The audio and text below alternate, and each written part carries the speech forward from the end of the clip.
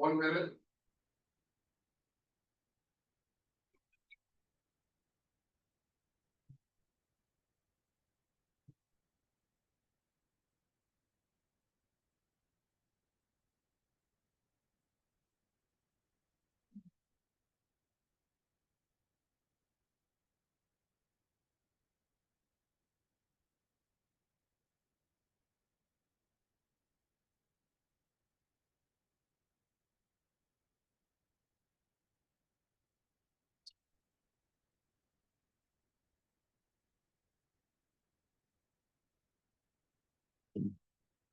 Call the meeting to order. Please rise.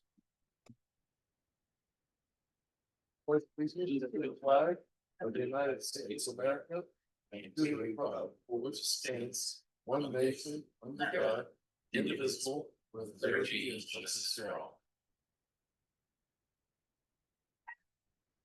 Before we proceed to the roll call, I want to acknowledge the passing of Dr. Peter Latore. Dr. Latore had been on this committee since its inception. He was a strong supporter of Stanislaus County becoming a self-help county, and when we were running the campaign, he was very vocal and outspoken in favor of becoming a self-help county. So our thoughts are with his family and his loved ones tonight. Please call the roll. Stanislaus County Representative Chair Van Kneinenberg. Here. City of Ceres Representative Dave Pratt. Present. City of Houston Representative Mike Day. City of Modesto Representative Craig Lewis. Yes. City of Oakdale Representative Justin Bachman. Here. City of Riverbank Representative Carrie Pope. Here. City of Turlock Representative Vice Chair Dami. Present. And City of Waterford Representative Jose Aldaco. Present. Mr. Chair, you have a quorum. Thank you very much. Okay, we'll now move to public comments. Members of the public may address the committee on any item not on the agenda. Comments shall be limited to 5 minutes. Is there anyone who wants online? No. Anyone in the audience who'd like to say anything? No? All right. We'll move on to our first presentation of the evening. Mr. Dave Lehman is going to give us a presentation on several different projects. Good evening, Measure L Oversight Committee and Council Streeter. How are we doing tonight? Thank you for having me. It's very exciting. North County Corridor is under construction. It's you'll see some videos a little bit later on. Got some actual fun stuff going on, but figured we'd talk about background first. Yeah. Okay. All right, here we go. So 490. That's in millions of dollars. In the next 3 years, County Public Works is delivering capital projects worth $500 million. North County Corridor, 165 million. 7th Street Bridge, 120. The ARPA Urban Pockets is actually 58. I have 50 there. Crow's Landing Industrial Business Park, 30 million. Tim Bell and Crabtree Bridges, 50 million. Hills Ferry is under construction right now. If you go down there, you'll see we're out of the water, thank God. Nothing makes me more nervous than cast and drill hole piles on a river. And we had artesian conditions there. Malcolm kicked butt. They're some of the best drillers in the state, and they did an excellent job. We're a month ahead of schedule. And then our maintenance projects. So it adds up to about $490 million worth of projects in my shop. For Sunrise Rotary, next slide should have been Alfred E. Newman. What, me worry? Nah, I said this is a little more serious group, so I cut my buddy Alfred E. Newman out of the presentation. Here's North County Corridor, Oakdale to Claus Road. And you make a right-hand turn right in front of Rodine from eastbound Clarabelle to southbound Oakdale, double lefts onto the new alignment. And then you'll see a video. You go over the top of a single point urban interchange at Roselle, and then you start climbing over the MID main canal, the BNSF tracks, and land back at where Rainbow Fields is. We realign local road Clarabelle. That'll get built first. That's part of our detour, and that should be happening. I was telling some folks earlier, that's been held up a month for one mourning dove in a blackberry bush. You can't make this up in California. The dove opener was this weekend, and $160 million projects held up by one mourning dove. It's a game bird. Don't understand. Just a little background. You probably heard this before. It's an 18-mile corridor, Tully to Lancaster Road, Phase 1, Oakdale to Claus, 2.5 miles of new roads, 6 bridges, 1 interchange at Roselle. It connects 219 and SR 99 via Kiernan Interchange to East Oakdale, creating a long-promised Oakdale bypass, which has been planning since the 1960s. Plans were finished last October. Engineer's estimate was 173. Project bid opening, bids came in 29 million under estimate. That was amazing. We've got a really great contractor. They built 132 Phase 1 for us. It's Bay Cities again. This is the largest capital project so far in Stanislaus County history that I'm aware of. And construction has begun, and it should be complete in fall of 27. So there's a little schedule graphic. And then I think you've seen this video, but we're going to play it again. Why not? So we start looking south on Oakdale. We're kind of over where the Costco is. Sorry if it's a little laggy. My computer's, well, this is a 3 gig presentation. It's a big one. Hopefully it doesn't die. South on Oakdale here, now heading east on Main Line. And the next thing we'll approach is the single point urban interchange at Roselle.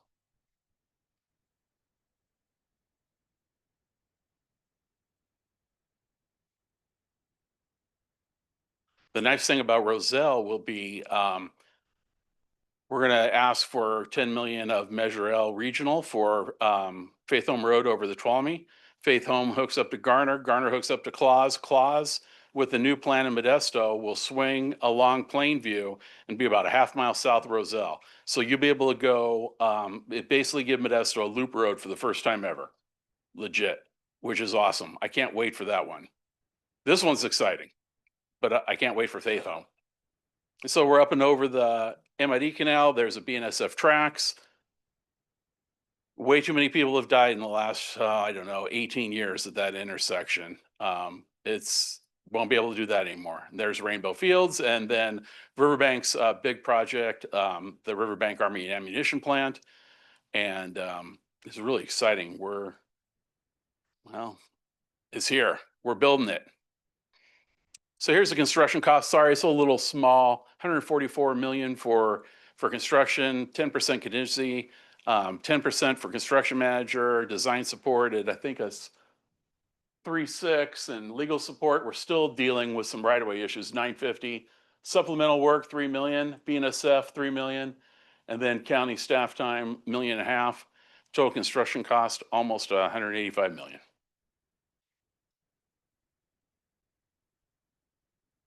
Oops.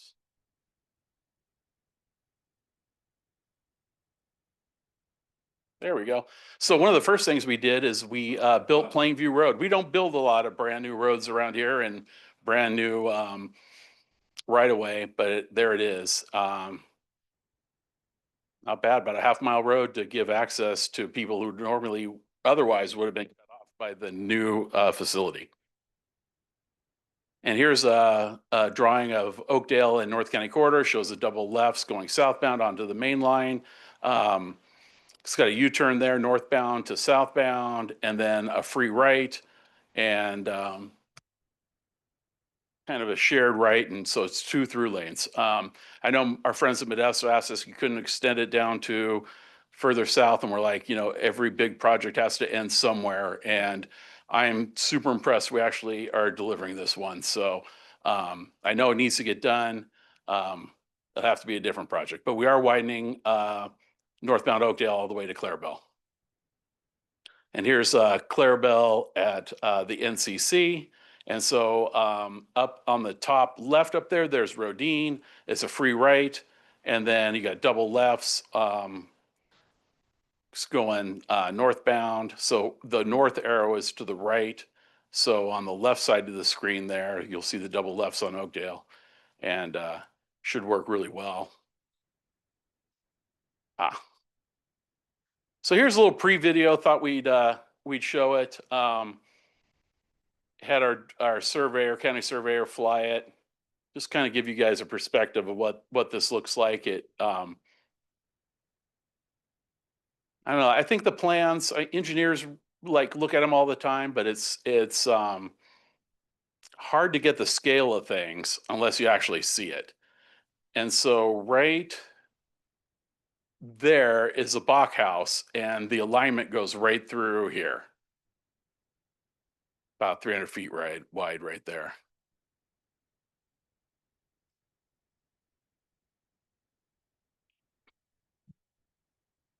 It doesn't look like that right now. A lot of things are missing now, including that house right there.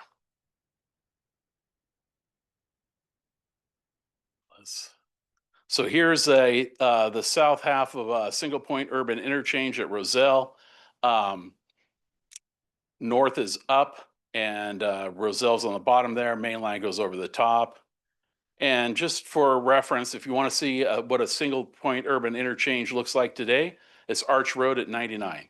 So if you want to go see what one looks like, you can go see Arch Road. And so here's what it looks like pointing east. They work really well. Here's the north half. The church is right here. Their driveway gets moved up here off the page. The ramp going westbound off of Roselle comes this way. The northbound Roselle traffic going west heads down that ramp. It's going to be really nice. They're the reason why we picked the SPUIs, the single point urban interchange.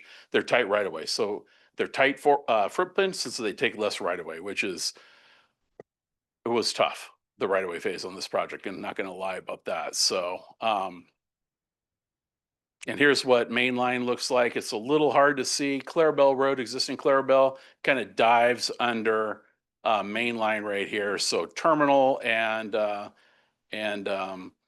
Clarabelle are right there, and the westbound lanes will be on top of it. That fill right there is going to be about 40 feet tall.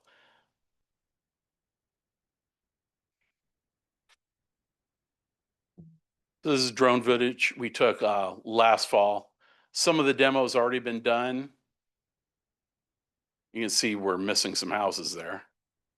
The Dutra properties right here, we bought the entire 65 acres. We're going to have about a 25 to 28 foot hole there, about 50 acres on the bottom.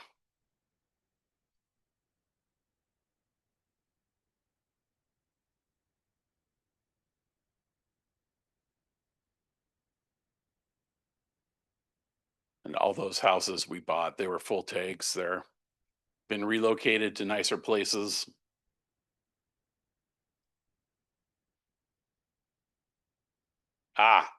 So this is a Dutra field that you just saw it. It was all almonds not that long ago, last fall.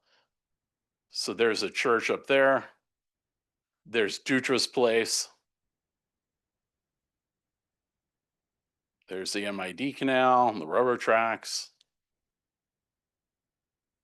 And they're pushing dirt. That was back about August 15th, I think, 12th, something like that.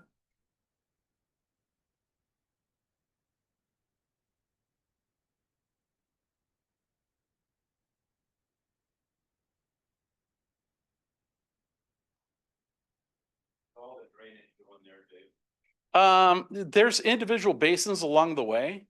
Caltrans, the future Caltrans right away has separate drainage basins than the permanent county stuff. So the county roads will drain into county basins, and the Caltrans basins will be permanently Caltrans someday, not today and not tomorrow.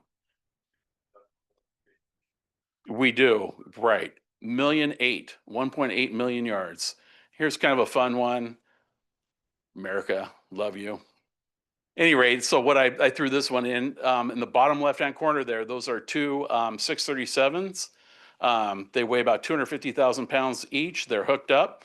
One's pulling, then he fills up the front. Now he's dragging the guy behind him, and you'll see his bin just filled up and the dirt spilling out of it. They're a lot of fun. So if you like watching earthwork, the little boy in you or little girl, it's a lot of fun watching them push dirt.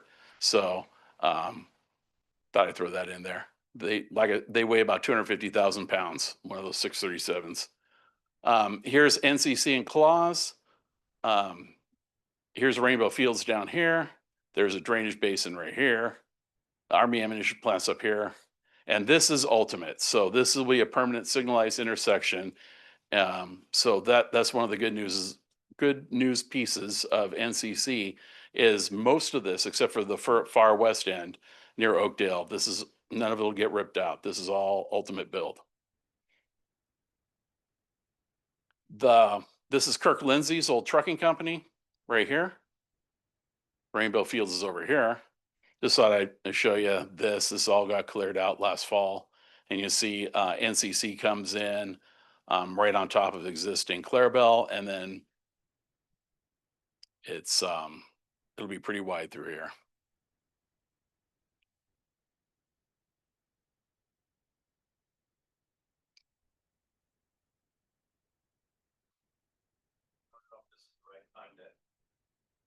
I don't know if this is the right time to ask, but I live in Riverbank, obviously. And I'm always confused as to why you're going down Clarabelle and you go south, you have to make a right-hand turn on Oakdale Road as opposed to continuing NCC to the east, right by Home Depot and so forth. Why is that? There's probably a phase 1B sometime after Faith Home. Through the Rodine place, we just gave the city of Modesto the line work about a month ago. We're going to ask them to hold it, just, not anything developing there, and we'll buy it off the Rodines, but there's an S curve. So from the Wendy's, and the MID substation, we snake through there, do an S curve into that existing alignment through the Rodine place. And so that was about $22 million. Again, like Oakdale Road widening, we didn't have an extra $22 million. Our contingency, it says 14 million. We don't have that much in the bank. So, the checks will cash. They'll just get out of our hide one way or the other. So, but at any rate, we're trying to be cognizant and cautious with our contingency. Every project's got to end somewhere, and we really wanted to do that S curve because it would have been much better for traffic flow. But again, it was $22 million of more right of way and road that we just couldn't afford. So I think the next generation of public works, people after me, will be working on Faith Home Road Bridge and then phase 1B of this. And I've talked to Vito about that, Chiesa. I think we're going to try phasing phase 2, which will go from Clarabelle or Claus to Albers. Try to break that into 3 bits. We're much better at $30 to $40 million projects than 185 or 65 million. They're just too big. So, and it'll be way easier for us to do. And I think there are some logical little bits in there that we can move the highway down the road and just do it in more bite-sized chunks rather than trying to eat it all in one bite. So, realign Clarabelle Road. This is local road Clarabelle. We'll have not sidewalks on it, but we're gonna have an 8-foot shoulder. We're gonna have two bike lanes, and this is the front entrance to the Riverbank Army Ammunition Plant. We're still trying to figure out the no trucks bit. We really want trucks on that beautiful new super heavy pavement section we're building for North County Corridor. We don't want trucks on this local road. We want bikes, we want peds. If you got a horse in the neighborhood, ride it on the shoulder. Should be 35 miles an hour, something like that, much slower. Mainline people, I think it'll be signed for 55. People will be driving faster than that on the new freeway expressway. But on this one, we don't want trucks and we want people driving slower. So that'll be the good bit. Trucks will be able to make a left onto Claus Road there off of Main Line, and then an easy right, and then going back west, make that left, then get a right and head down Main Line. That'll be the sign truck route. And one more shot. This is going north from Rainbow Field. Rainbow Field's right here on the bottom. We're heading north. Again, there's Kirk Lindsey's place, Army Ammunition Plant. And the new Clarabelle Road splits this and then heads south that way. And it winds up, there'll be a new signal here. at the main entrance to the Army ammunition plant, and new realigned Clarabelle Road that come in right there.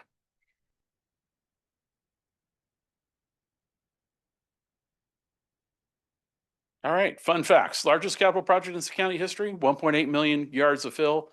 If you can imagine a 3 by 3 by 3 foot stack cube, that cube would be 1,022.7 miles high. That's pretty high.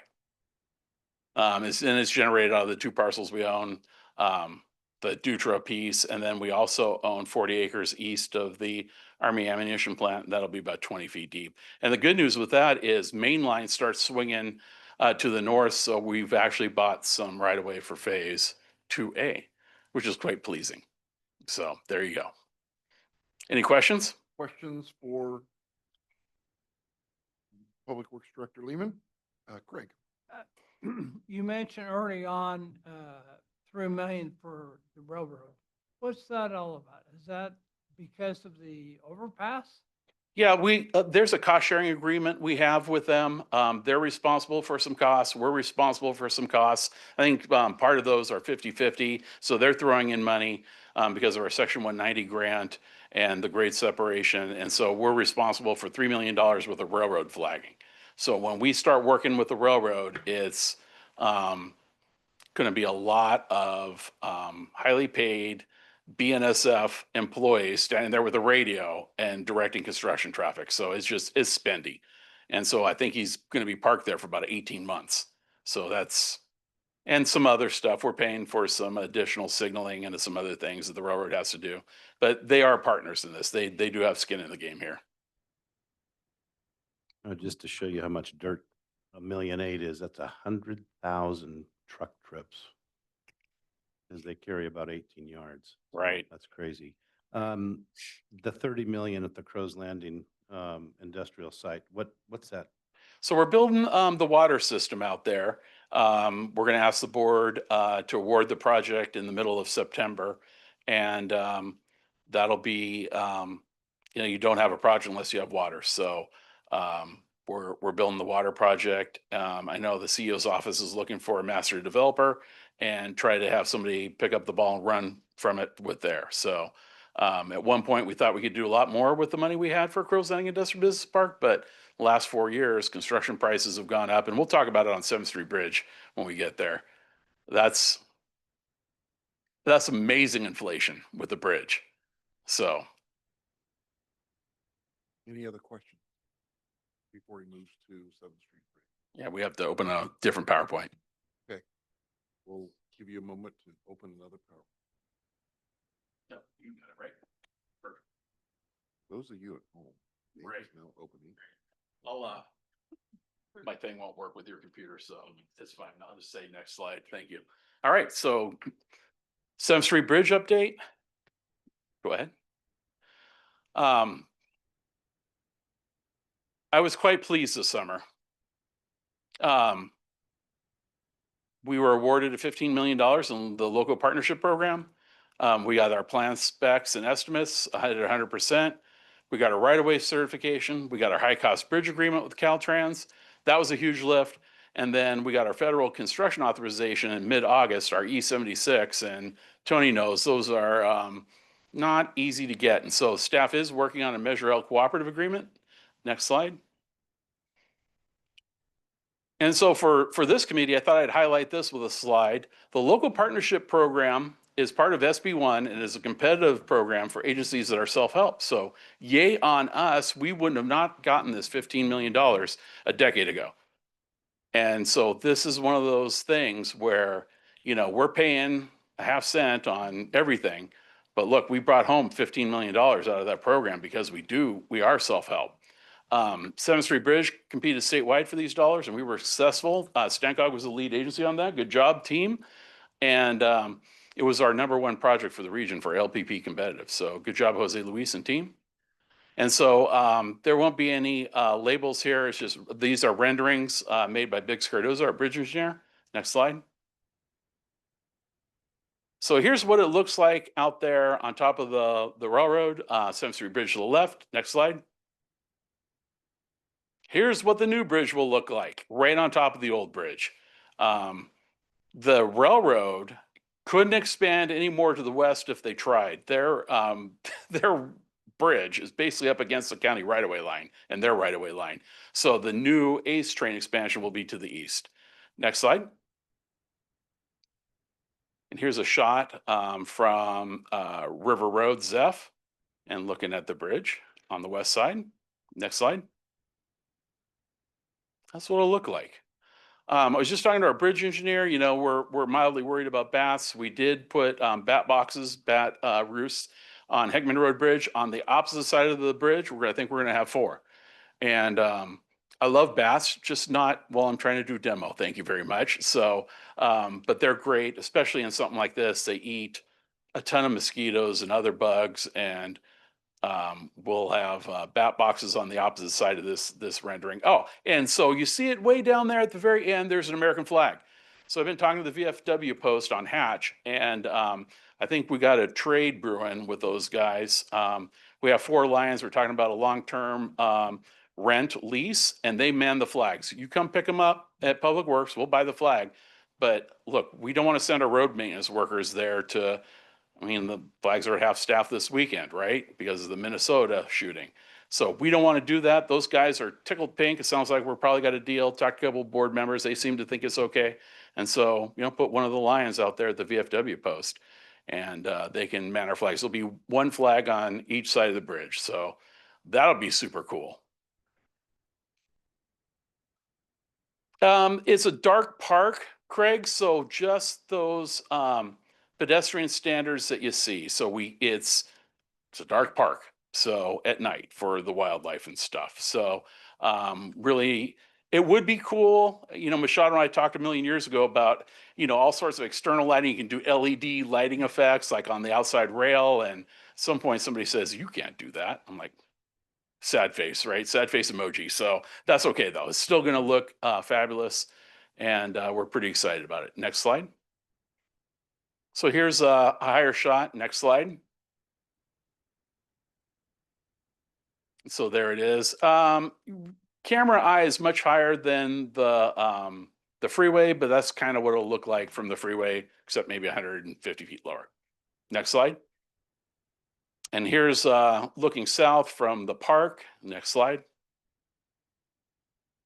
And so there's what it's going to look like. And our historical plaza, though it isn't shown, is off over to the right.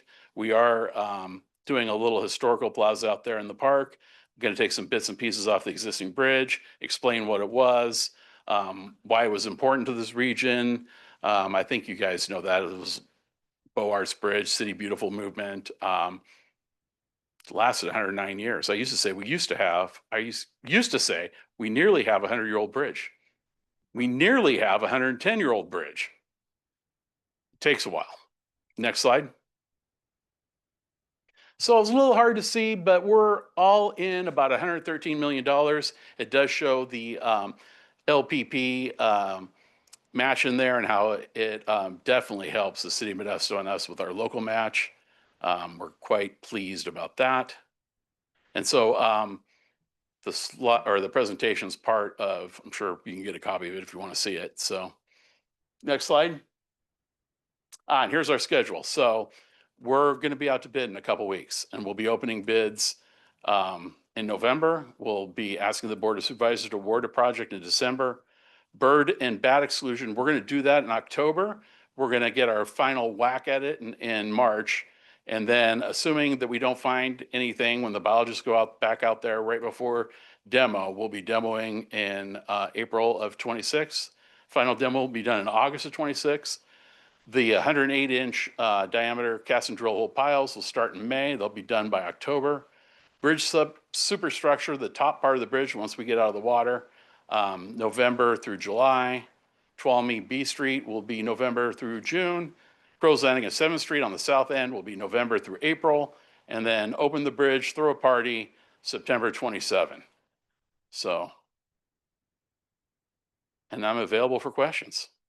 Oh, what I was going to tell you. So when we first started this, and I've been on this project the whole time since I was a senior civil in the county in 2010, we had a $38 million project in 2010.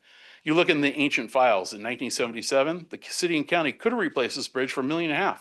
They decided in 77 it was too expensive, couldn't afford it. Right. So now we've got a $113 million project 16 years later.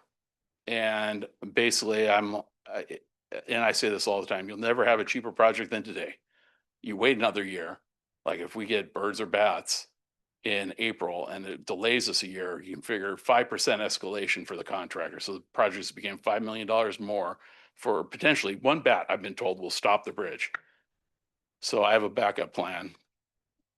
But Questions from committee members? Dave, we were in 2018. It felt like we were a lot closer then to this type of day. Then it's been a little bit surprising to me that was it because the engineering, because we were in plans even back then. right, we lost 3 years to the essentially to the California Public Utilities Commission over 7 seconds of railroad preemption timing. You can't make this up, Paul. You really can't. You know, they fought us tooth and nail, went through an administrative law judge, and the city of Modesto and the county teamed with the UP. We made the business decision that, look, if the railroad said, we'll advance the plans. It's important to us that we get the right preemption timing, and the state wanted more, because more is always better. And preemption timing is how soon do the arms and the whole intersection go into preemption when the train's there. And for the railroad, I think we wound up with 55 seconds and they wanted like 62 or 63, the state. And so you wind up being 63 seconds down the tracks. Well, you're on the other side of 99 going northbound, right? So south, I mean, it's too much. It's too far. And if preemption timing's too long, people are like, whatever, the railroad gates went down 20 seconds ago and there's no train. They can't even see it yet. So, you know, right away took us a little bit longer than we thought, but mostly it was the CPUC. So another unelected board in this state that it's just can't make it up, Paul. 3 years for 7 seconds. Any other questions? Thank you very much. Thank you, Dave, for coming out tonight. We really appreciate that.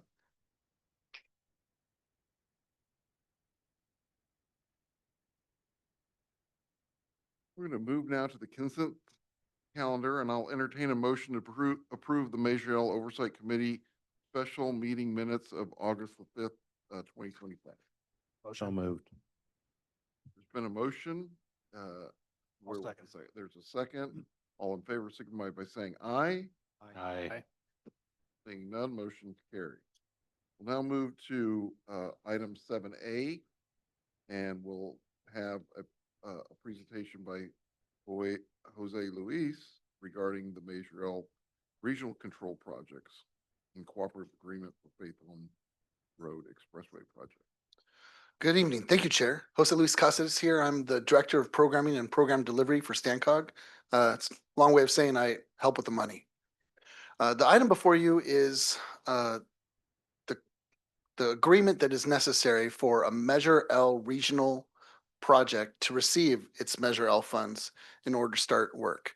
And the work before us is the plan, specification, and estimates, also known as the PS&E. This is when a project goes and starts its design work. Next slide. So this is the governing document that we look at before we go to enter into one of these arrangements. And that first column shouldn't be blue. I apologize for that. So we have a document that is the Measure L strategic plan. And it asks all of our Measure L regional projects, when you plan on coming in and starting work? And based on their survey information, we come up with a cash flow analysis of how much money our region needs to come up with in order for all these Measure L regional projects to start. And in that cash flow analysis, we identified $10 million for the Faith Home Road Expressway project. You can see 1.5 in each year of 25, 26, and 26, 27. $3 million in 27-28, and $4 million 28-29 for a total of 10 million. The county's coming in and asking for 8 million of that for their PSNE. They would be spending it over several years. Next slide. And it's really as simple as that. We don't bring the actual MOU before the committees to review, but that is what we're going to be taking to our policy board for approval later this month. Any questions? This is actually a good time to even just talk about Measure L in general and how it works with projects. Great. First of all, could you explain the Faith Home Road Expressway and where it'll stop and where it will end, et cetera? I thought I might get that question. And then I realized Dave Lehman would be in the house today. I wonder if I might be able to hand that off to Dave. So one of the projects, welcome, thank you for having me back. One of the projects we're going to be working on in design is we're going to start working on some signal projects along the Faith Home corridor. It'll be Service, Whitmore, Hatch will be part of this one. Is it? I think it's Roding too. Any rate, so Faith Home goes from way past Keys Road, but basically you'll use southbound and northbound traffic. My vision, I think what traffic will do just to avoid Mitchell is get off the Keys Road interchange. We're signalizing those ramps. We're working hard with Caltrans at signalizing the existing geometry. So you get off at Keys Road and 99. You head west, make a right on Faith Home. Faith Home's got a bridge over the freeway, and then off to the river. And you go through some signals there. Ideally, we're going to have them built out for the ultimate width of Faith Home. So it'd be kind of like our Gear Albers corridor, where we widened out the intersections. It's 2 through lanes. You get about the shortest passing lane ever if you've driven that. Truck in the right or truck in the left, and you jam on it, right? Get around them. And then Faith Home will have that new 2-lane bridge. This is just the first phase. It's like Mitchell a million years ago, if you've been around here a while, right? Mitchell was originally a 2-lane bridge, added 2 more lanes. Now it's a 4-lane facility. So we'll get 2 lanes. We think about 6,000 cars on opening day. I think it might be higher than that, but we're going to try to get our signal projects done while the bridge is under construction. And the reason why we're asking for Measure L is somebody has spent all the PFF RTIF we have. We usually like advancing in the county our projects with our local development fees for plan specs and estimate and right away, and then save all the Measure L for construction. Well, we need to keep this project moving, and so we're asking for the money for PS&E and right away. Faith Home will turn into Garner. Garner turns into Claus. Claus will eventually hit Roselle, and you'll be right there at North County Corridor. And so, like I said before, we'll have something that looks a lot like a belt road for the first time, going all the way around the Modesto area, which is super exciting. I know Sirius loves Mitchell. I love Faith Home way more. I don't think you could love this project more. This is one of my favorites. I grew up in Sirius, and this one just makes sense. So, yeah, so it'll go all the way from North County Corridor all the way down to Keys Road. Dave. Are you guys gonna build this bridge higher than Mitchell Road? Because when we had the great flood, the only way you can get in and out of Modesto was go down to Houston or Santa Fe or down to 7th or 9th Street. Right. We did get a grant. I'm not sure it's enough money. We might have to apply next time. But we have a 3-county resiliency grant that we're working on. And so Crow's Landing Road out by the San Joaquin River is the same thing. The river comes over the top of the road out there, and it cuts off a major transportation link. The bridge is high enough. Our problem is our approach road dives down. It flooded there in the corner, right? You know where I'm talking about. And so one of the resiliency projects we probably have is raise that thing about 5 feet, right? So that would be a great one. Won't be part of this project, but yes, it's the Central Valley Flood Protection Board will be from high bank to high bank. We get the flood of 1867, all bets are off, right? You know, the valley was flooded 26 miles wide. Don't know what to do with that. But barring that, we should be good. And even 7th Street Bridge, we're raising that one on the south end also. So it's going to be out of the 100-year floodplain. So that bridge should stay open, even though River Zeph will be flooded. That bridge should be open during the 100-year flood. And it's just the approach roadway that we're raising, because the bridge will be 3 feet above, both bridges will be 3 feet minimum above the 100-year floodplain. Faith Home's so high, it's going to be more like 30 feet above, or 25. Dave or Jose Luis, whoever can answer this, has there been a thought process as to what percentage of different funding buckets you'll be doing on this project? Obviously, you'll be able to tap the federal component, but have you thought through that? We're working on it still, Paul. There is quite a bit of PFF RTIF that is available for this project. It just doesn't exist yet. It's on paper. And so the county is collecting PFF RTIF, Regional Transportation Pact fee. And You have to so- actually build something to collect that fee, you know. well, right. We collect it and then we build stuff, right? I think, it would behoove us all, whether you're Modesto, Turlock, the county, all have a finance plan. I'm a big fan of plans. I love plans. And so I think at some point we will put one together. The great thing about Faith Home is I think we might be eligible because we're grade separating the M&ET yard there. There's some Federal Rail Administration grants that we can chase that normally we couldn't. And so I think that's kind of interesting. Some economic development things. So I think at some point, before I wander off the range, we'll have a kind of a draft plan of finance for this thing, because I think everybody wants to see it. NCC, I think it was basically day one of me being Public Works Director. Machado dumped this one on me. NCC, we've been chasing our tail the entire time. We did it, but it was a little ad hoc coming up with the money. I think I would much rather have a systematic plan for Faith Home and show, okay, we still have some Measure L left. We have PFF RTIF. Here's the different types of grants we can go over after. And I think TSEP would be an excellent one for this one too, because it's trying to get the trucks from Beard, in and out of Modesto without being on. The reason I raised the 132. question is so that it's like understanding how you're going to scope the project with the idea of how do I make sure my project's eligible for places that have money. That assumes that things don't change between now and 4 years from now when you're apply for that money. But Right.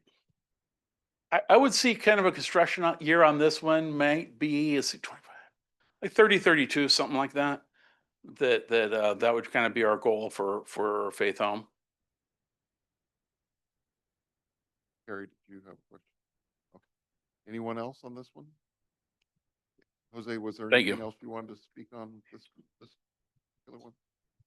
No, just that, I'm not sure we brought these in the past to the Measure L Oversight Committee. I just thought you'd like to see how we enter into agreements. Thank you. We appreciate that. Why don't we move to 7B then, and you can talk to us about support for the funding for 132 next phase. Yeah, so I think there's this perception that StanCog, we're a funding agency, so if there's something that we're doing that's worth funding, we would just write the check and pay for it. But no, for our funding programs, congestion mitigation air quality program and the surface transportation block grant program, we're we've decided and we agreed to, we're going to come through the front door for the funding program along with all of our local member agencies.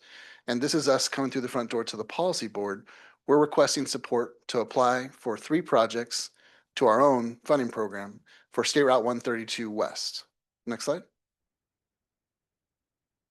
So a little bit of background, StanCog, we're in the middle of a funding round program, meaning there's a call for projects, inviting applicants from our local cities, county, transit operators, the Rail Commission, to apply for $90 million of 2 types of funds. Both have acronyms.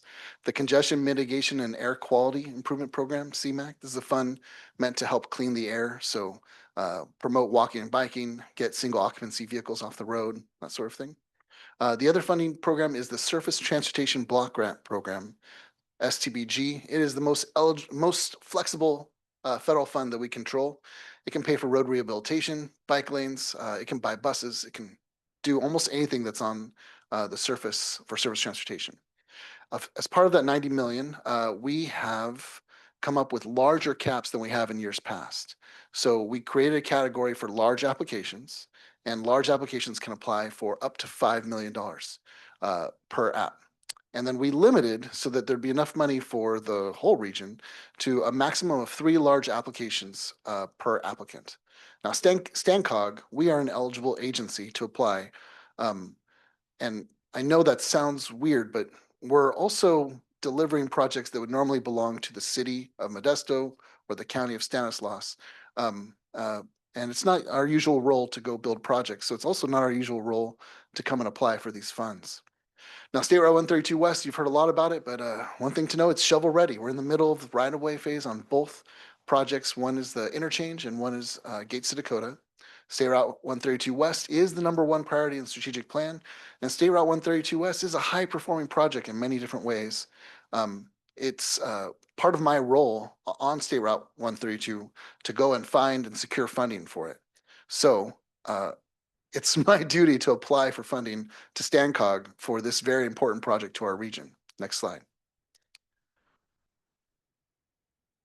This is a video that sometimes plays audio and sometimes doesn't. Today, no audio. It's okay. Imagine very loud Mack truck sounds blasting through. And that truck is going right through a neighborhood. That's Mays Boulevard. And those are homes and sidewalks and people trying to get to and from their destinations. I think the video might have got paused. Okay, a little lag. All right, it's catching up. And that road that's all torn up and alligatored, that's what's happening as these big lumbering trucks are going through what's supposed to really be a county road, and it got designated a state highway at some point. We're trying to get these trucks off this road. Now, Dave will show you maps. I like showing, pedestrian level experience. The idea is if we can get these trucks and regional traffic off of Mays Boulevard onto its own designated facility, it's going to be better for everybody. Next slide. So we have next slide after that. Okay. So our proposal, and we're actually meeting with the city and county about this proposal because this may change. But the proposal we're going to take to our board is, hey, let's apply for these 3 projects. $5 million for Gates to Dakota, $5 million for the State Route 99 132 interchange. And then a component of that interchange is the Kansas Avenue Active Transportation Project, for which we're going to apply for $5 million of CMAQ. This is the funds that are meant for cleaning the air. We believe we have a project that will help reduce travel by vehicle and increase walking and biking. Next slide. Kansas Avenue doesn't get much. Yes. Oh, back up.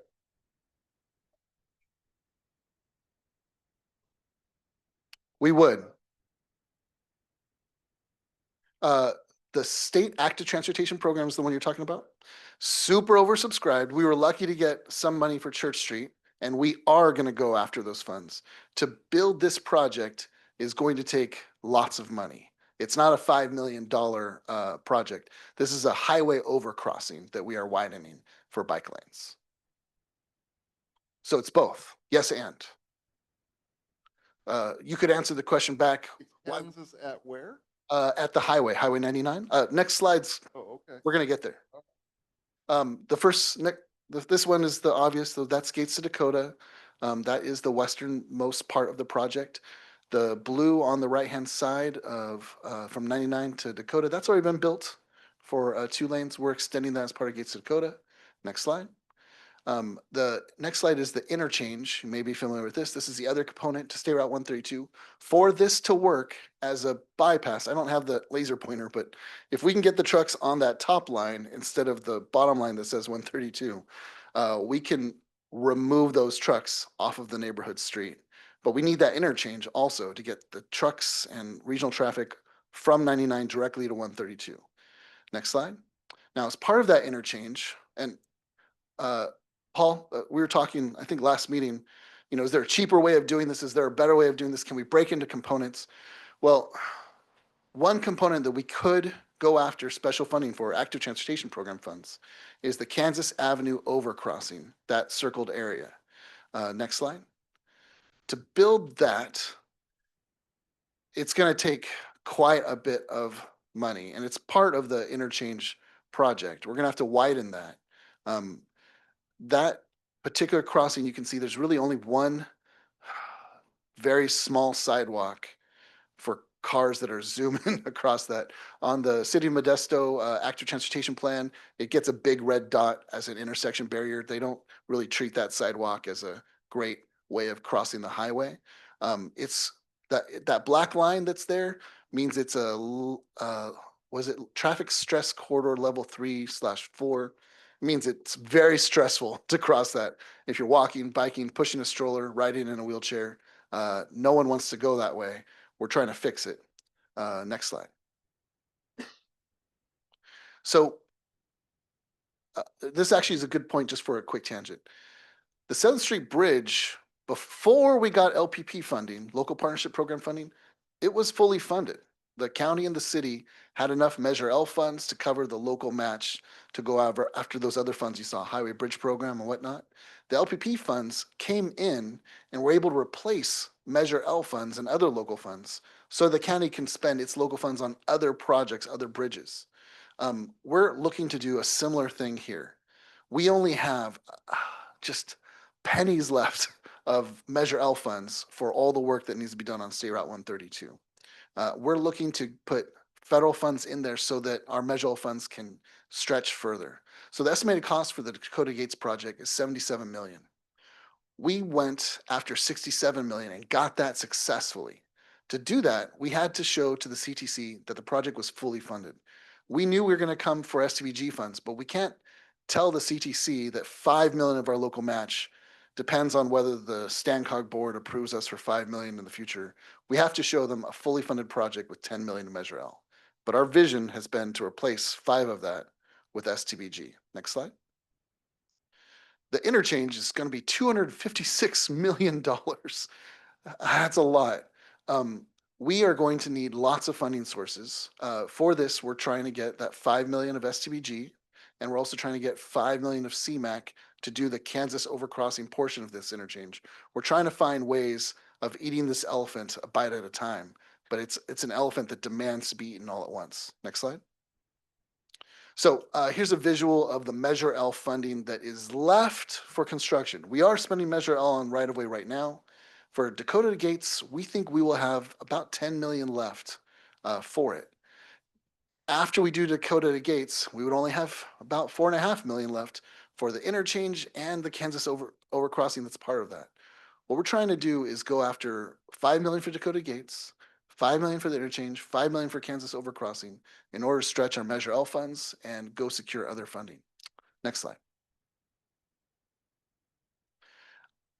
Tony likes to emphasize this, and I do too. We have an excellent project information page about State Route 132, and we have a, well, you know, I don't want to steal his thunder. He's got a presentation coming up later. Next slide.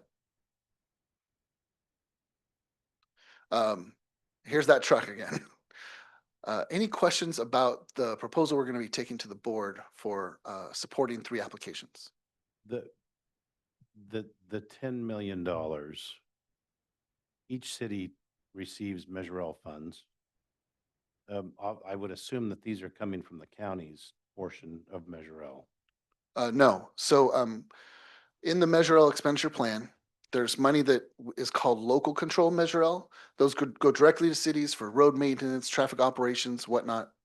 We are not in the budget for this work using any of the local control Measure L funds. Let me just double check, look at Tony. Correct. I believe some might have been spent on the first phase, but I wasn't here during phase 1. So we are just down to whatever funds Stancog can get, plus whatever leftover Measure L we have to deliver these remaining phases. So is the Stancog board the one that's overseeing whether or not they have those funds in order to give them? We're talking about the local control funds? Yes. The Stancog board, in its role over Measure L, distributes those funds on an annual basis based on the percentages laid out in the expenditure plan and the taxes collected. Did that answer your question, or were you asking a different one? I guess I just want to make sure that, I mean, we're just oversight and it's Yes. sometimes it's at 30,000 feet, so it's like, okay, there's a lot of numbers thrown around, but I just want to make sure that somewhere somebody's looking at it and going, oh crap, we don't have those funds, I mean, where are they coming from? So let me just back up. So we have some silos. One silo is the money that goes for road rehabilitation, traffic operations, cities and county. Stancog will never spend that on anything. It doesn't belong to Stancog, belongs to our local agencies. We have oversight. We do take a 1% admin on it, but that goes directly to them for them to spend on their projects for locals.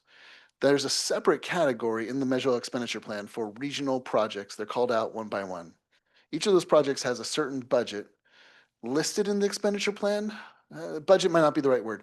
Estimated amount of dollars that each project will get, but that estimate was based on what we thought Measure L might collect over the years.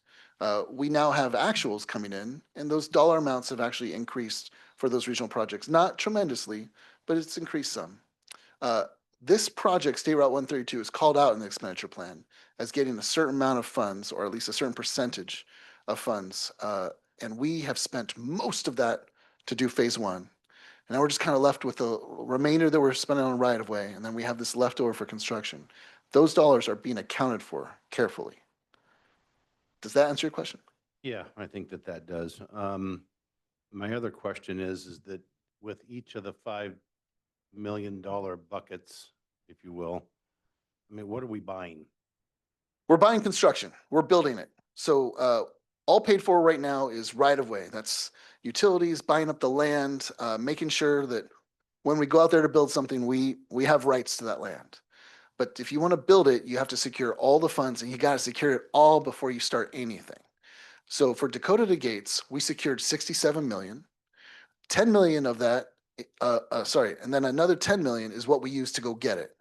So I used an analogy once, I think, with this group, and I'm going to use it again here if it's okay. I have an aunt, and she will go and she'll lay jackets over picnic tables in advance of us going to a park or to one of those first come, first serve sort of seated places. And we come, and I know it can be mean. Other people want to sit at those tables, but she goes and reserves our spots. And then she picks up all those jackets, and then she'll go to the next place and reserve the next spot for us if we're going to hop from there to there. These Measure L funds can be effectively used the same way, where you put your Measure L funds to go match competitive grant sources. And you say, look, I've got the local dollars. If I have your dollars, then I've got a complete project.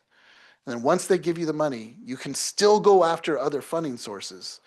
And then that can free up the local funds that you have to do the next phase of work. And that's what we're doing here, in that we have only 15 million left of Measure L to construct these two projects.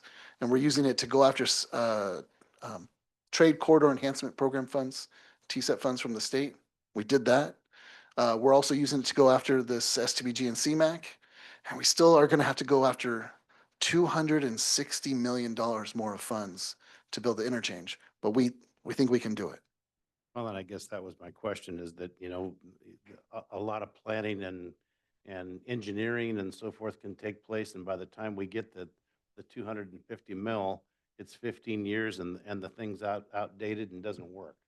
Yes. So I guess that's kind of where I'm going with that, is where's the rest of the 250 million? I mean, is that, realistic that we're going to get it? I mean, I think it's realistic that we're going to get it. I'm the money guy here at Stancog. I think it's also realistic that it could take us a while to get it. We applied for federal build funds from the Trump administration. Got nothing. And we looked all across California. Nobody got any funds from it except for Placer County. Placer County of the whole state of California was the only one to get a build grant. That really affects my ability to predict our success in future federal grant opportunities. But I know we have excellent grant writers. I know we've been successful at the state. I believe we can still be successful at the state. Tony and I and a team, we spent a lot of time planning and going after transportation funds, but no one here can predict how successful we will be in advance. But if we're not trying, then we're not doing our jobs. thank you. Greg, Two, one's a question, one's a comment. What do you think the Stancog board, do you think you can get that fast, or do you get a feeling of that already? So we've received some pushback at the Technical Advisory Committee. I mean, frankly, there's only 90 million. 90 million sounds like a lot. It's actually 3 times what we would normally program in a funding round. And 15 million would eat into that pretty quickly. Plus, we still have to pay for ACE. We have to pay for other major projects that the city and county and other cities will be submitting. So I could see our policy board pushing back and saying, why do you need the 15? You already got the Measure L regional project funds. So a conversation probably still needs to happen. We still haven't yet to present to the Management Finance Committee. So what I'm saying is it's not necessarily going to be a smooth road. And then my comment is for the last 2 months, I've been going to Walnut Creek for various reasons a lot, and it's been about twice a week. And today, of all those trips I've taken, today was the first time that I saw 2 trucks on the new extended 132. Yes. First time. All the rest, when you're coming back home, you turn left to go on 132, and all the trucks keep going on, Maze. Maze Boulevard. And, it just seems to me that just by going, I know you don't want to hear this, but it just seems to me that until we go 4 lanes, out the gates or wherever we can, until we go 4 lanes, we're not going to see the truck traffic coming off of Maze Boulevard. We have a special presentation from Tony on State Route 132. And I don't want to steal his thunder by answering your concern. Okay. But what I will do is I'll make his job even harder. I heard a plane landed on State Route 132. That's how little traffic there was on that segment. Well, that road that's already there, that 3 miles, 4 miles, whatever, it's wide enough for 2 lanes each way. You know what? Tony also knows that it's wide enough for 2 lanes each way. You are setting him up. You're teeing his presentation up perfectly. I talked to Tony before. Jose, a question. So could you give us some more specificity about what the tax pushback was? Yes. First was, man. So first was the overcrossing, came as news to the city of Modesto TAC representative, to which I found surprising. We don't build stuff in the city of Modesto without sending those designs to the city of Modesto every step of the way. There's percentage of level designs, and I should know it's like 10%, then 35%. They see it every step of the way, and their engineer either signs off or comments. We're not trying to build something in the city without the city knowing exactly what we're building and how it's going to work with what they're doing. So that was a bit of surprise. We have a follow-up scheduled with the city of Modesto to talk about that surprise. And actually, we think it's going to turn to something better. We're hoping to do a partner project with the city of Modesto because that segment needs, the bicyclists that go over that need to connect to other projects in its adjacent to it.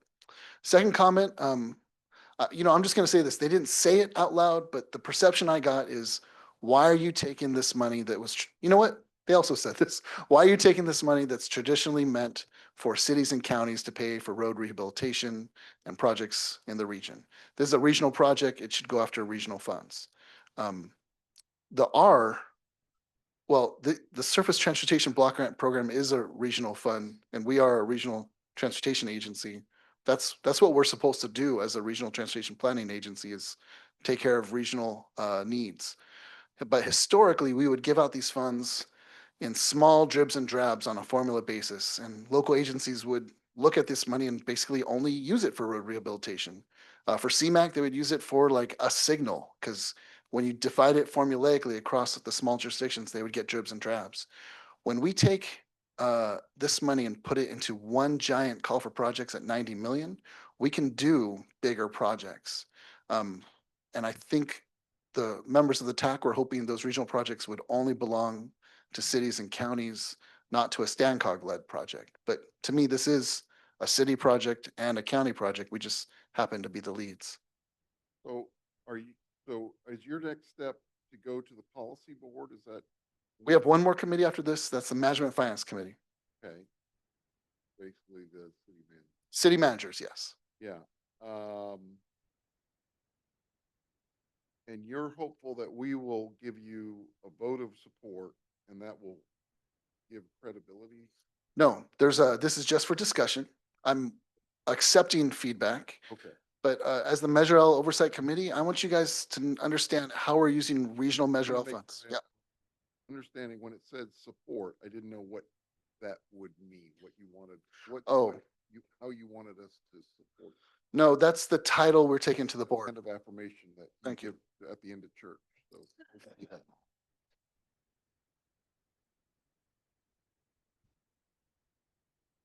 So no, it's we are asking the board for support and we're informing the Measure L Oversight Committee that that's what we're doing.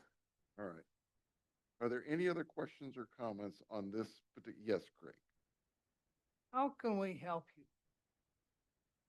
I mean, I know you're here to make a presentation for discussion and feedback, but really, this sounds very critical. Making that project be a 4-lane project all the way to Gates and further if possible. I know I have an oversight committee meeting Thursday with the city of Modesto. I'm on that committee too. And, I'd love to take on the engineering department of the city of Modesto if that would help. And I think these are the representatives from the various agencies can get to this Stancog board that they all know them. How can we help you? Because I think your argument's very good. I think it's critical for our community. So how can we help you? That's a $15 million question. I actually did not come here asking for help, and I did not know some of these vehicles were available to me. So maybe I'll follow up with you offline. I feel confident that our city managers, that I can make the case to them. If you would like to talk to any members of the Management Finance Committee or any members of our policy board, tell them your feelings. That is your prerogative as an individual, but there is no action before this committee as it stands today. Okay, thank you. We will now move to item 7B. Tony, Good evening. good evening. I feel like my presentation already been given. But that's okay. My name's Tony Harris, Manager for Strategic Project Delivery here at Stancog. And I'm here to give you an update on the State Route 132 West project. Okay. Before I actually get into my presentation, I previously worked at Federal Highway Administration, worked at Caltrans, too long to tell you, and have been working on these type of projects throughout the state. And honestly, when I first came down to take a look at the project, it took me too long to figure out how to get on the new roadway that was built. And that to me was like, wait a minute, something's wrong here. All right. And so as I started learning more about the effort, I realized that we got 2 environmental documents done, and we are staring at needing almost $500 million to do anything with it. So one of the very first things I did was worked with staff and also the policy board to step back and try to figure out, can we phase this a little bit more so that it would compete better for funding, and as you were saying, Craig, get traffic off of Mapes Boulevard and help tell that story. So I'm gonna give you a presentation update, and then feel free to interrupt me at any time, any questions you may have. I have some of the answers. I don't have all the answers, but I will share with you what I know. Next slide, please. So Jose Elise just showed you this slide. What is shown in baby blue, which is my least favorite color. I'm a North Carolina State University grad. We like red. So, and then you see the dash line goes from Dakota out to Gates, all right? And go to the next slide, please. Here, you'll notice is that we have created new logos and branded this because when I first started working on this, everybody was saying phase 1, phase 2, phase 3. Then it was phase 2A, phase 2B, and it was just becoming way too confusing. Okay. And so we actually worked on creating this labeling and logo system so that we can better communicate to people. So you will see in the middle up at the top where it says completed, that is the portion that the city of Modesto leg and has been completed and is open to traffic, and we refer to that as Dakota to 99. Continuing over on the top, you will see State Route 99, 132 interchange, and that is currently in design, permitted, and right of way, and we're actively working on that. In the middle at the bottom, you will see the portion they're called basically Gates to Dakota. And that is the portion that is currently in design, permitting the right of way, and was recently awarded the $67 million of trade corridor enhancement funding. And then Gates 299, that will be the project that will come back and will ultimately make it a full lane facility from 99 all the way out to Gates. It will include build out of the new interchange at Gates, build out of a new interchange at Hart, and a partial interchange at Carpenter. And yes, the roadway section that we're building, it is designed so that to get it to 4 lanes, all you have to do is come back and add a 10-foot wide shoulder and restripe it. All right. And that's so you have no throwaway and minimizing costs. Next slide, please. So Gates to Dakota, it will be a 2-lane expressway, same footprint that you see on the portion now that you go on from 99 to Dakota. And it will go from Dakota out to Gates, and it will tie in at Gates and Mace Boulevard with a roundabout. That roundabout is a future intersection for the ramps, the interchange ultimate design, so there would be no throwaway. Next slide, please. The interchange, and I have a lot more slides on the interchange to explain the detail, the scope of the interchange. The actual interchange is 2 interchanges. It is a freeway to freeway connection to and from southbound 99 to State Route 132 West. And it's also is a reconstruction of the Kansas Avenue interchange, which has to be done to accommodate the new freeway to freeway connectors in particular. Next slide. Where we are, as I mentioned, all the environmental documents done. And one of the things we've been very sensitive to is trying to phase it in a way so that environmental documents don't get reopened and having to go through some of the new policy changes that relates to vehicle miles travel and those different things, which would severely delay the project. And one of the things we also know that to be really competitive for some of these other funding program is all about project readiness. And the definition of project readiness is having the right of way acquired, having the design completed. So we really focus on accomplishing that. Next, please. So Gates to Dakota, 95% plan specs and estimates have been completed and submitted and reviewed, and we gotten comments back from the county and Caltrans already. We're planning to have 100% of the plans completed by January of 2026. We are currently working with MID and property owners on irrigation adjustments that's needed in that quarter out there. Next. As for permitting, we are working on a air quality conformity report and going back to that oversight committee in October because of the phasing approach. We do not expect any issues with that. We're working through that. We have submitted an application for a regional water quality board permit. We are targeting that for October. And then we are targeting getting our utility agreements and everything in place with MID so that we can move forward and getting the right of way cert to go to construction. Next.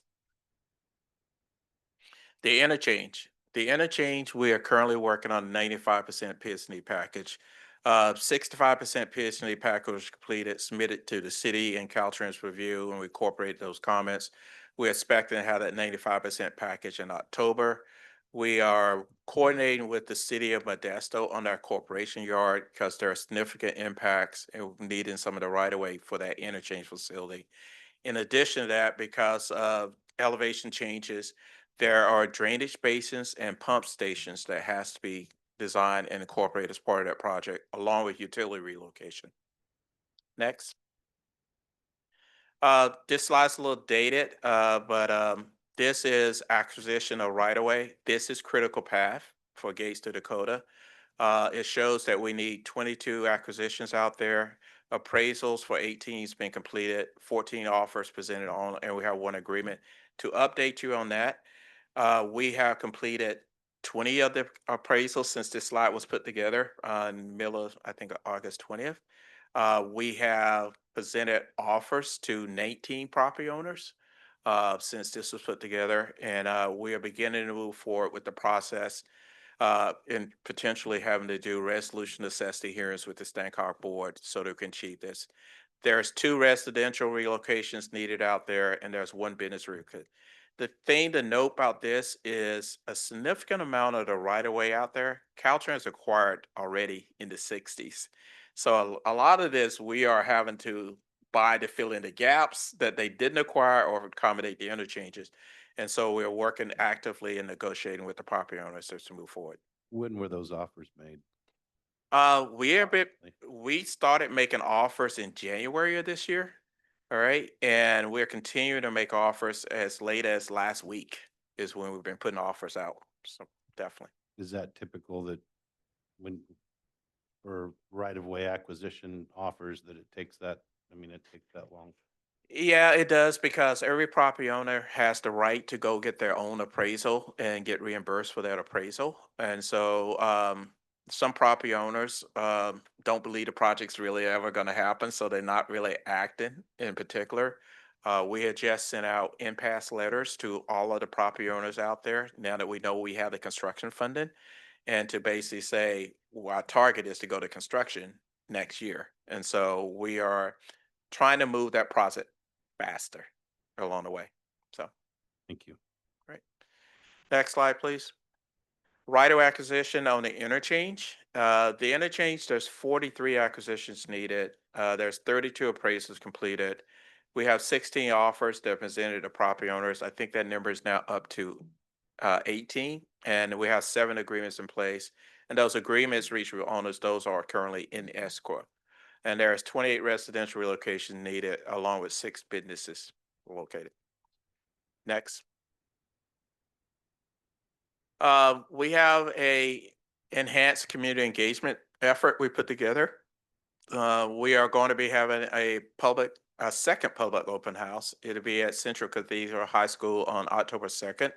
More than welcome to come out. The team will be there to share more information.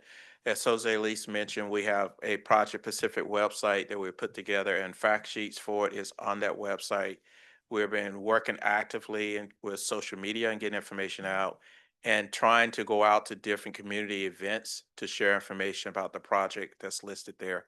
On a regular basis, we get project inquiries that come into the team that we're responding to. And we just released our first project newsletter in August. It went out in particular. Next. So here's what our current schedule that we're looking at. The term ready to list basically means you have all permits in hand, you have access to all the right of way, utility relocations taken care of. And so now you're in a position that you can go to the California Transportation Commission and ask for them to approve a construction allocation. Our target for that for Gates Dakota is March, April. Again, the critical path is right away. And going through that process in particular, I'm not concerned with design permitting and that side of it. The funding provided by the Transportation Commission was programmed within fiscal year 25-26. So we need to go to the commission no later than June of 2026 for that construction allocation. Receiving that, Stancock would actually advertise for construction bids, and our target would be to begin construction in December 2026, with ending construction summer, fall 2029. That summer, fall completion date will get updated as we get better information and completing the design. The interchange schedule there is solely based upon if we're able to pull all the funding together for construction. So really the critical path there is how we are able to put the funding together. The key with having the ready list is as we competing for this funding, we're able to clearly demonstrate that you give us the money, we can go to construction. It's part of our message in all these applications that we'll be doing. So we are targeting trying to complete ready list in November, fall 2026. If we're able to assemble the construction funding, begin construction June. We list June here because one of the big potential funding program is the trade quarter program, also solution for congested quarter program. The next funding cycle with the California Transportation Commission will be adopted in June 2027. So it's where we target and try to position that information going forward. I also want to mention here that one of the things we're doing with the interchange project is we are identifying the elements of the interchange that will be eligible for the State Highway Operation Protection Program, which is better known as the SHOP program, and it's controlled totally by Caltrans. In meeting with the District 10 director, she was open to us putting that information together to see if there is a way that they could take some SHOP level funds and contribute to the construction of the interchange. So as Jose Lee said, we're looking at all the different elements and try to figure out how we leverage it and put it all together for the project to move forward. Next. I'm going to skip through this pretty quickly because Jose Luis already talked about this. As the Gates to Dakota is funded, let's go to the next one. He mentioned how much we needed for the interchange. So go for it. So I usually like to show this slide because there's questions people always ask. How are you going to have an expressway come into a roundabout? How is that going to work? This is a real life situation of how it has been done in Arizona on US 93, where they actually have an expressway come into a roundabout and then transition. We have a similar design like this, where 132 would come into it. It would be a roundabout. There would be a connection back to existing Mesa Boulevard. But once that is in place, truck traffic 132 going west would go through the roundabout and just continue straight, and that would keep them on the new 132 alignment. And for them to go Mace, they would have to make a right and then make another left, and so it'd be less convenient for them to go onto Mace Boulevard. Ultimately, we need to get the interchange done to get it more efficient. Next slide. And this is just some of the signage that is used and proposed as you approach into the roundabout. Next. So I'm going to start talking a little bit more about the actual scope of the interchange. It's the Kansas Avenue interchange, it's the 99-132 connectors, and then we have to braid ramps to separate different traffic movements. Next. So what you will see there in particular shown in blue is what will be built as part of the interchange project overall. What you see in green is what was built in the initial phase by the city. And so you'll see there's quite a bit of work will be done. Kansas Avenue overcrossing will be, Jose Lee said widen, it's actually going to be a brand new bridge. All right, with new ramps and everything corrected. And there'll be connectors off of 99 that goes into it. Now, if you drive on what was built by the city to get on 99, you have to go down to 5th Street. That will go away. You will be able to go directly onto 99 with this interchange construction. Next. We will have 5 bridges that will be built as part of the interchange. The approximate cost of those 5 bridges is $70 million in particular. You can't just build the bridges without the roadways, but I'm just trying to give you an idea of the scope. Next. There are 14 retaining walls that has to be built as part of this interchange project. And that's because you had a lot of great separations that has to be built, and the retaining walls are being used to minimize right-of-way take. There will be, we have a lot of right-of-way takes as it is, but there'd be a significantly more if there wasn't retaining walls. Next. And you see the backup one, I'm sorry. And you see the retaining wall approximate cost is 35 million. All right, next. There's 3 pump stations, where you see in light blue there, that has to be dealt with because of the change in elevation and depression. And these pump stations also have drainage basins that will be built to go along with it. Next. Then the roadway components, the drainage, electrical, landscaping, and all the other supplemental work, that's another $95 million that goes into it. When we was looking at how to break this up and phase it, I was trying to identify $100 million type projects or something small in that element. The challenge we got into with looking at with the interchange, there's not $100 million project, right? And you almost have to build like some of these connectors, and you have to rebuild some of the local roadways. You have to put the drainage facilities in to have different components of it function. We're going to continue to look at different ways that we can actually, you know, construct components of it and bring benefits sooner while we continue to look at funding. The key is when we construct these components, they have to have their own independent utility to qualify for the various different funding. So next. So next steps, we're working on a baseline agreement with Caltrans and the CTC for the funding that they did approve for Gates to Dakota. That I mentioned earlier, we need to basically get that put in place. That baseline agreement commits that project to a schedule, and also you have to commit to deal with any cost increase in funding. We have our fingers crossed, and looking forward to the same reaction that Dave Lehman got on North County Quarter. That would be great. The critical path from Gates to Dakota is right away. And I mentioned that, and we are going to start having resolution necessity hearings. It says September, October. It's actually going to start in October with the policy board, and we'll continue on with right away negotiation. Next. For Gates to Dakota, we're going to be basically procuring a consultant to perform construction management. I mentioned the open house, and we are working on the funding strategy for the 99-132 interchange, which is going to be based upon different components of the Senate Bill 1 program, trade quarter enhancement, solution for congested quarter.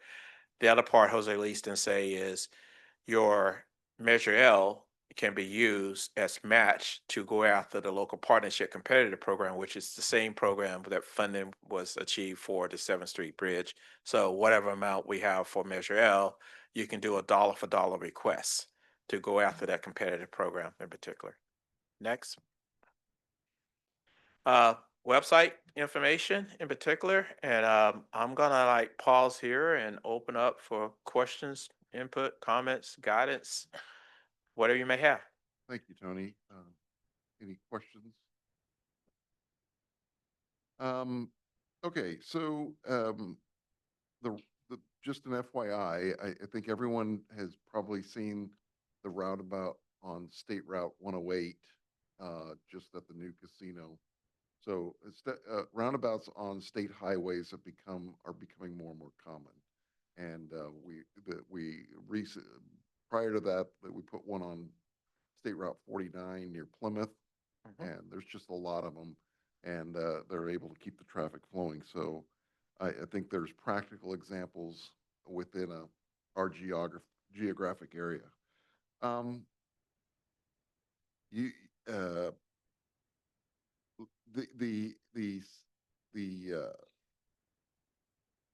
the problem of trucks continuing to use Mays Boulevard. Have you discussed taking truck route designation off of Mays Boulevard in conjunction with the Highway Patrol and having signage that requires trucks, commercial vehicles that are going through to move over to the new roadway and not be allowed on Mays Boulevard in that section? I know those discussions have taken place. I wasn't directly involved in some of those discussions, but my understanding is that Caltrans, the county, and the city have had some of those discussions. Caltrans is currently in the process of working with the county and the city to relinquish Mace Boulevard from 99 to Dakota, where the new route is put in place. And part of this conversation is, as part of the relinquishment, putting in place truck restrictions along the way.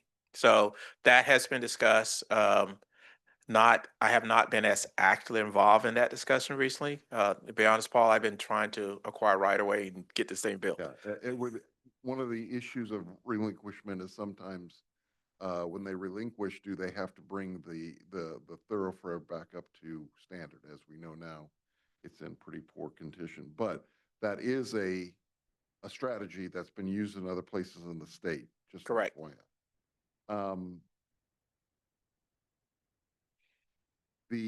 In your public presentations, like you're going to have at Central Catholic High School on October 2nd, when the county, or excuse me, the city was working on phase one, we had extensive conversations with the community who were concerned about noise. I have not, and maybe forgive me if this is an ongoing conversation for those who might be listening to this meeting, but I have not heard, and now that the traffic has been going on there, that noise has been raised as a continuing ongoing issue. It has. Oh, okay. For the portion that was built by the city, there's an area that noise has been raised as an issue. The county has stepped up, and the county is doing a separate sound wall project Okay. that is addressing that, and that is why I don't believe it's as vocal as it was in the past, because a solution has been identified and it's in the process of being implemented. Thank you. So in terms of the interchange, you want to list the project. If I remember, you want to list in like 2026, is that? The fall of 2026 is when it would be ready to be And, listed. and the funding streams that you're looking at are trade corridor and shop. No, we're looking at trade quarter. We're looking at solution for congested quarter, because there is a quarter management plan been done for 99. Yeah. And that portion of 99 shows some level of congestion. And so what we're looking at is the possibility of some of the auxiliary lanes that built in as part of it could be a component of it. And we're looking at shop.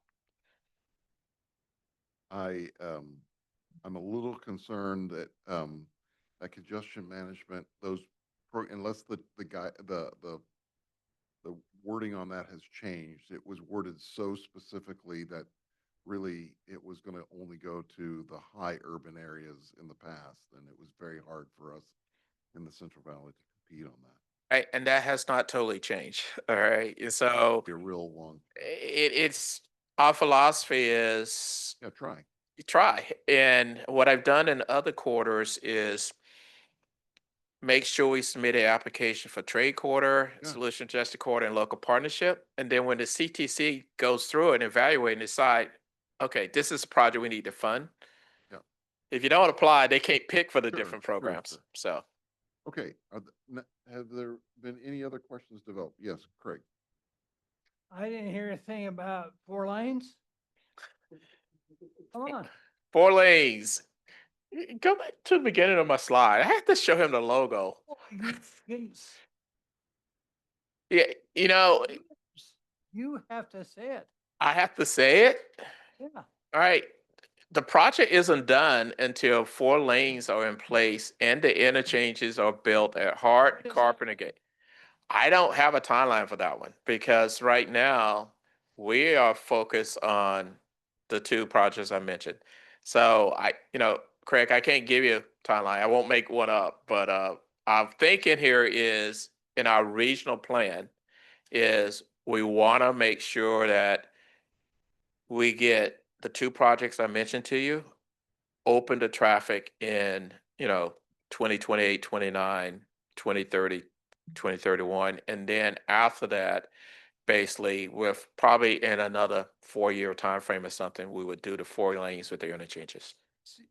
See, what I see is you have 2 parallel roads.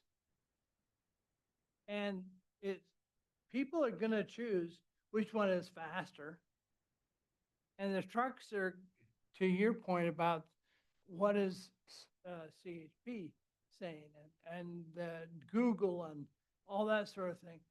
And it just seems that, you know, you've got the 132, 3-4 lane area is slow down. I've been pulled over.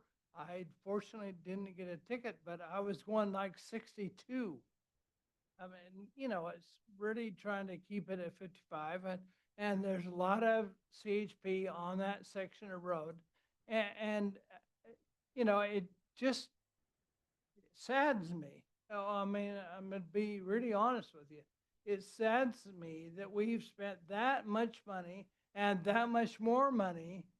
And all we're getting is another Maze Boulevard.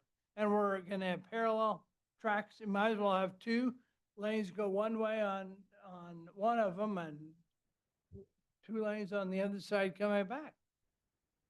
I mean, you know.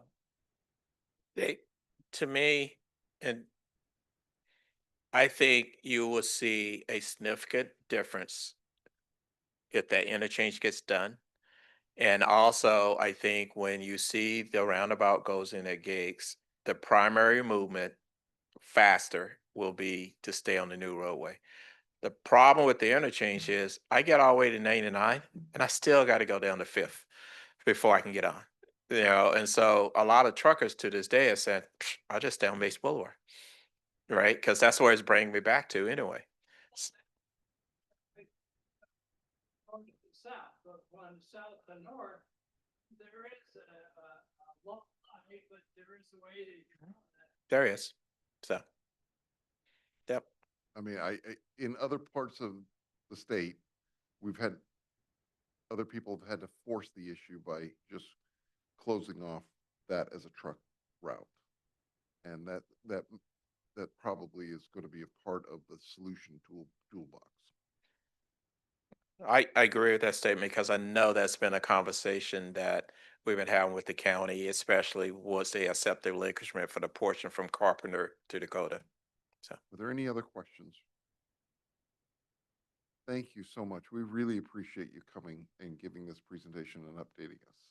my pleasure. All right. Just an information item on our Measure L funds received. Jean, do you want to go? Yeah, just You wanna- real quick, I just wanted to show you that thankfully we're up $875,000 for this time last year. So that's good to have that little uptick. We'll see how things go with the funds because it's been sort of up and down. But for at least this month, you'll see that 875,630 higher than same time last year. So that's my report on that. Unless there's any questions. It's in your packet. Yeah. Mm-hmm. Okay, are there any other questions? We'll move on to the executive director report. Yeah, I'm going to handle that one. So I just wanted to happily introduce you to our new finance manager, Franklin Wong. And please come up. Yeah. Yes. Franklin comes to us with quite a bit of experience. He worked at Bay Area Rapid Transit. He worked at VTA. And he also has a lot of experience with capital projects, which I think is great for a new finance manager. So I'll be transitioning away and Franklin will be your conduit for the Measure All Oversight Committee. So we're all very happy to have him and he's been great so far. So Franklin, do you want to say anything real quick? Don't worry because it's past 7. So I look forward to work with the Oversight Committee in the forthcoming months and years on different projects, including those that St. Louis and Tony are leading. Thank you. That concludes the report. Okay, a couple of questions. Jean, before I let you go, a month ago when we were together, we were just give us an update on the audit. We were waiting for the county and Series and Stan RTA to get together with the auditor. Obviously, this is a pressure point with Right. this committee. Right. So how are we doing? Yeah. Franklin, it's October, right? Yeah. So, we're looking still at October, for the Measure L, audits. So we'll, fingers crossed, keep that date.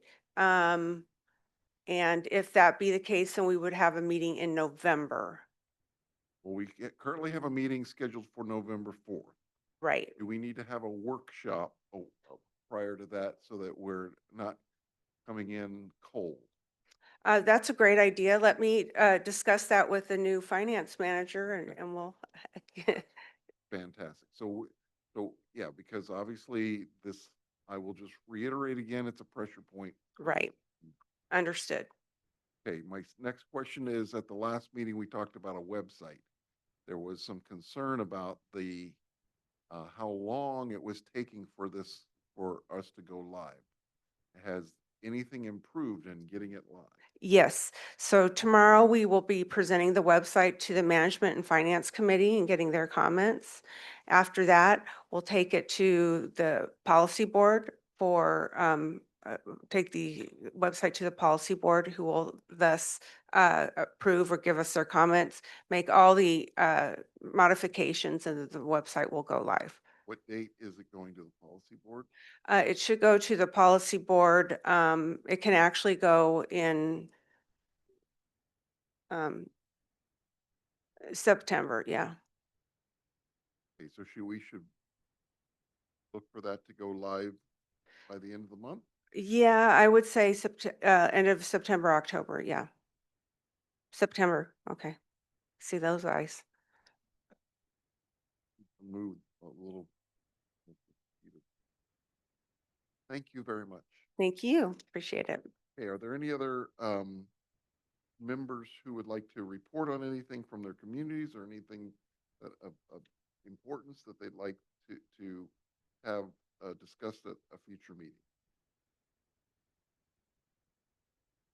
Okay, have I missed anything? All right. With that said, I call this meeting adjourned.